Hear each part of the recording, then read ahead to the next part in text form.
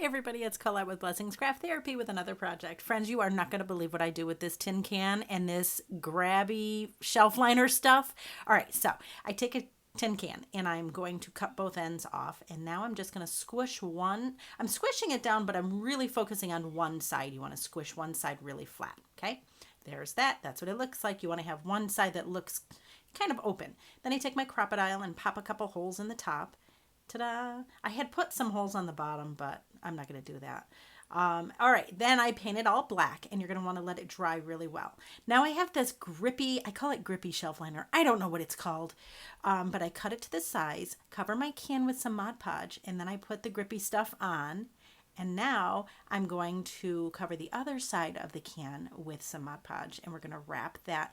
Friends, I don't remember what it's called. It's this grippy stuff. It's no slip something. I don't know.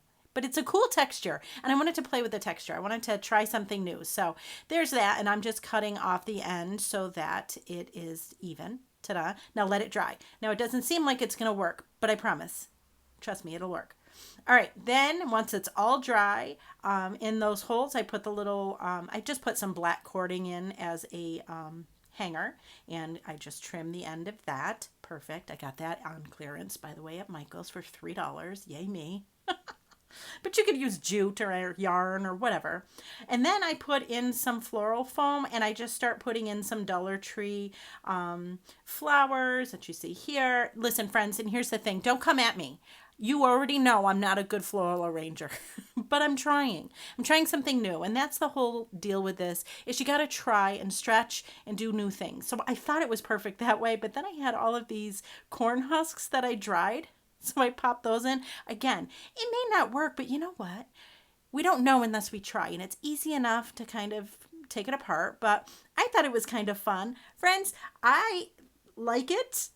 It's quirky and weird, kind of just like me, so I figured why not? Now, I was thinking I would leave it just at that, but you know me and bows. I had to make myself a little messy bow, and I had to include some of that grippy stuff in the bow because why wouldn't I? Right? Yeah. So this is what it looks like without the bow. Super pretty. But again, I just put some pretty fall colors in my bow. And again, I do a messy bow, so it's just crisscross applesauce. And that's what I did here. And they're just scraps of fabric. That's all it is. There's nothing, there's no rhyme or reason to it either. It's just alternate.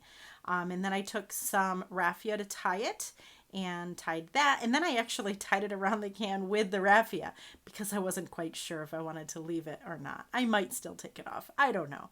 Anyways, that's how I did it. I hope you liked it. I hope that if you didn't like it, maybe it will spark something that makes you go, wow, I want to do this, but I'm going to do this instead.